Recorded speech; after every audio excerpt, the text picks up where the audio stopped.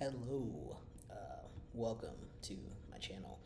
My name's Nick, Nick Starchild, and I help people of color and queer people change their lives through travel, sabbaticals, career transitions, and financial literacy. I describe myself as a lifestyle architect. I help you design and build your house. It's up to you to live in it and maintain it. I offer real and practical advice on how to change your life. I've personally traveled, I've gone through several career transitions in different industries, and I've taken a sabbatical that changed my life.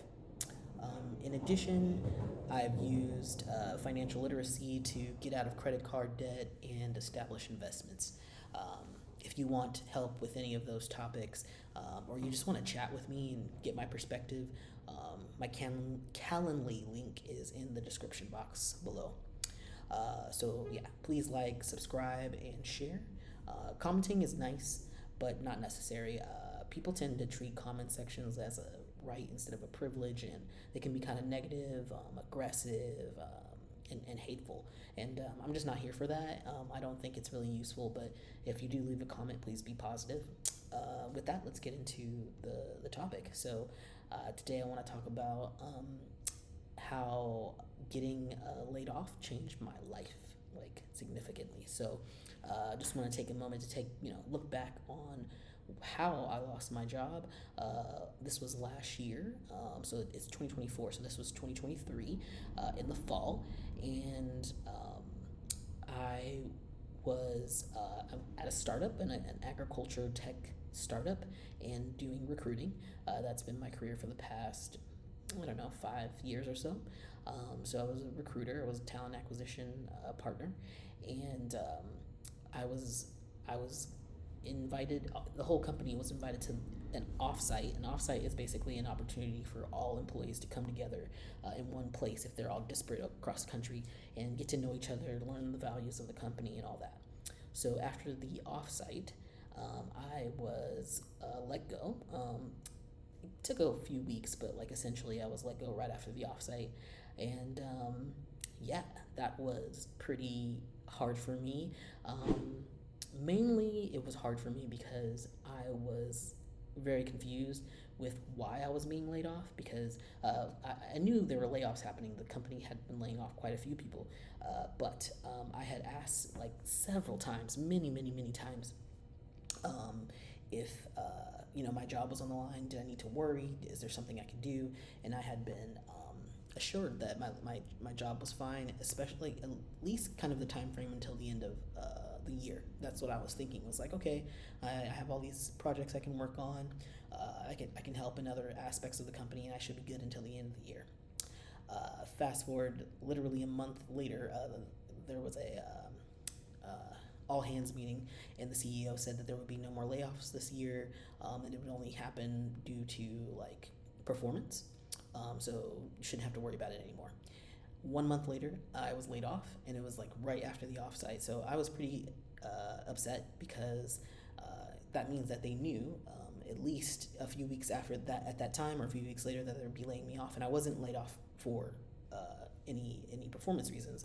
I was doing fantastic, actually. I was fine, but I was laid off, and I was pretty upset, mostly because I was like, why was I invited to the offsite? Why did you make me come to this event where I had to interact with sorry if you hear a lot of noise. I'm right next to the street, and it's pretty busy. I had to interact with all of these employees.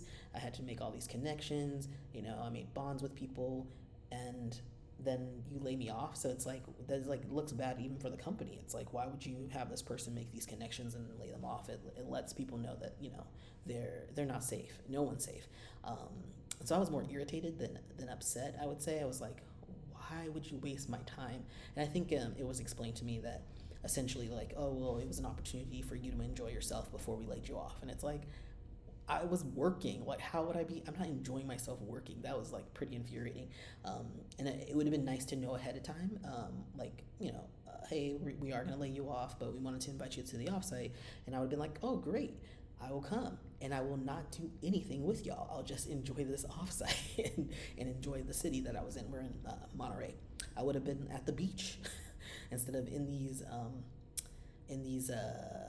meetings and like learning all of these things about how important the company is and how a trajectory, all of this stuff that was BS. So for me, it was just more of irritation, and proof, that companies are not loyal. You can be as loyal, you can be as clear and direct as you want with a company, and they'll lie to your face. And it is what it is. That's everything. At least in California, everything is at will. So that's what I would say is like those were my emotions at the time, more of irritation. And then financially, I was kind of irritated because I was like, I could have gotten another job. I could have been looking elsewhere. And now I have to scramble. I was given about 2 months of severance, so not that much. And then I was upset or irritated for maybe a couple days, and then I was like, you know what?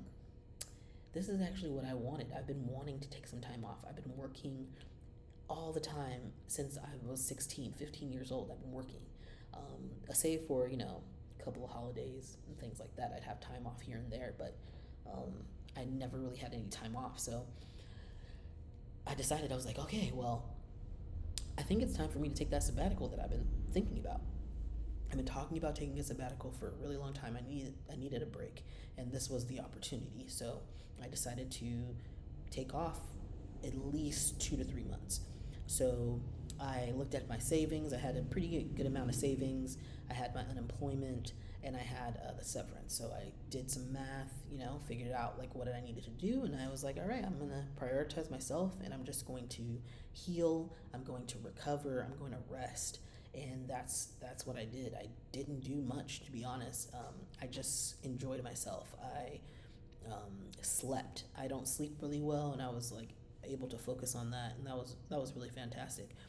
It put a lot of things in perspective for me, seeing how the current job market is back then and even till now. It's pretty tumultuous. People are still lots and lots of people are still unemployed, trying to find jobs.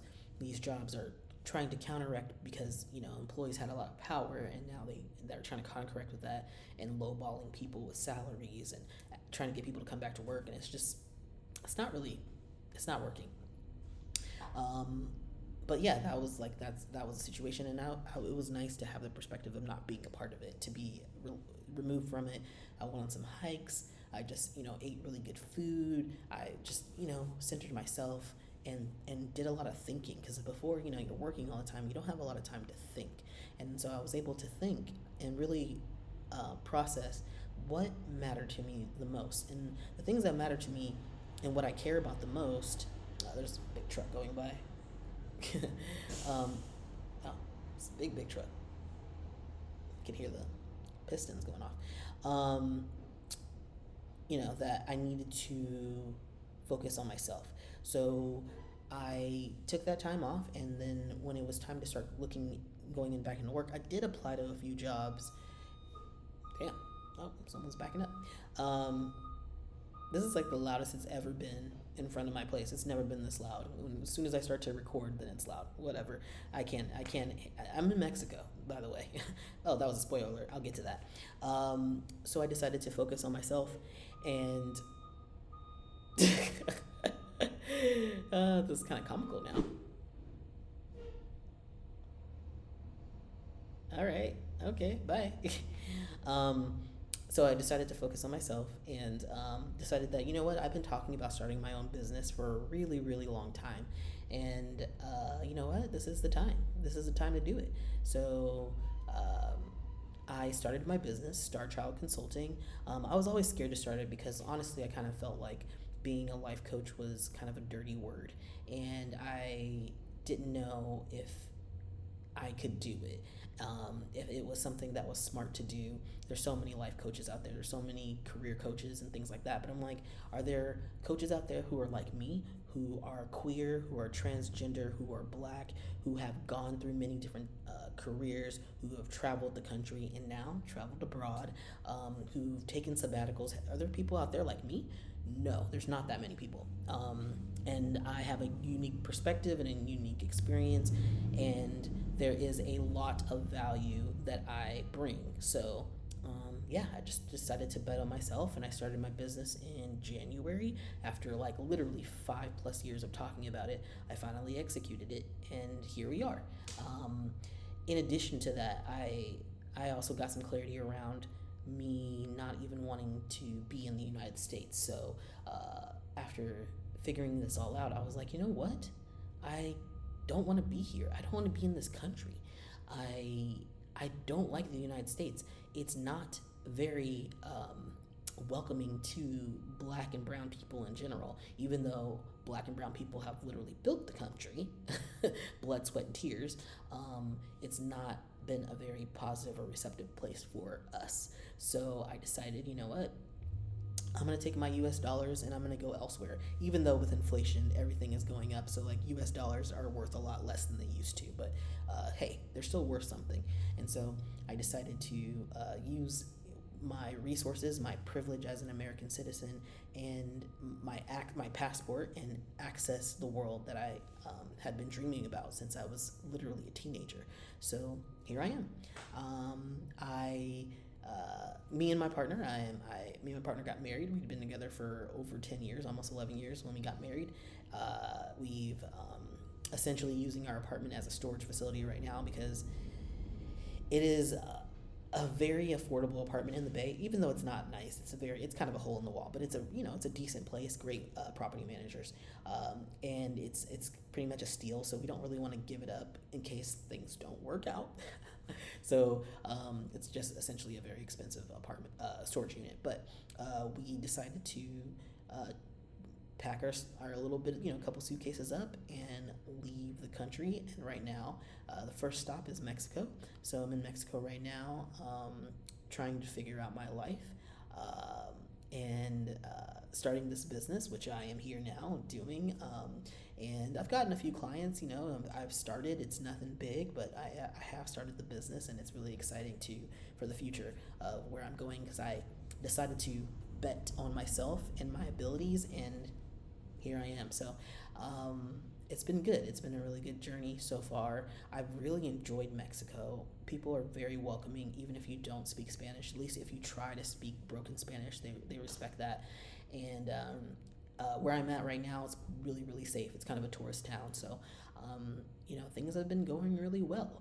And I'm eating good. I'm not spending as much money. Even eating out, it's just so crazy. Like, in comparative, like, I am spending a lot of money compared to a Mexican citizen, but like compared to where I'm coming from, which is the San Francisco Bay Area, like, I'm spending nothing. Like, when I eat out, when I order food, I'm spending for myself $10 to $20 on takeout, and to get it delivered with the fees and everything. So it's like really, kind of crazy for me to be experiencing that, because everything is so expensive in the Bay. If you eat out in the Bay Area, you order DoorDash, Uber Eats, it costs, if for one person, you're spending $50 like, just to get it delivered. So cost of living is much cheaper here. I am staying in Airbnbs, which do cost more, granted, than just getting a place, but I don't plan to be here very long. And the prices are including utilities, so I don't pay any utilities. So to me, it's a steal, and I'm really, really enjoying it. And the goal right now is to be in Mexico for the next 4.5 months, and then I am going to Guatemala next. I'm not sure how long I'll stay there, at least a month, and then we'll figure it out. I am betting on myself that I am going to grow this business, and it will be fruitful, and I will be able to stay out of the United States. I really do not want to come back, especially for this election. Oh my God, absolutely not. And all of the political turmoil that's going on right now. I'm not interested in participating in that. I'm interested in focusing on myself and my positivity and my future, and my future is not in the United States. On the other hand, I am ready. If I do have to come back to the United States, I will. But if I come back to the United States, I will get a job there, save up money, and leave again. I am not going to be staying in the United States. It's not the country for me. But yeah, that's kind of what it's been. I got laid off last year. I took a sabbatical, changed my life, started my business, got my passport, decided to leave the country, and then I left the country. So I did it within less than a year. I did all the things that I said that I wanted to do back when I was a teenager. I like put everything together, and you know, it took a long time. It took a lot of years of experience to get here, but I stood on business and I got myself to where I needed to be. So here I am. If you are, you know, interested in this journey and following me, I mean, please, you know, like, comment, subscribe, do all the things as people say, and you know, support me if you are interested in changing your life. If you have any questions about finances, about sabbaticals, career transitions, travel, I've even in the past done sex education. So if you're interested in that, please reach out, and I'd love to talk to you. And yeah, thanks for supporting this and supporting me. And yeah, I'll see you in the next one. All right, later.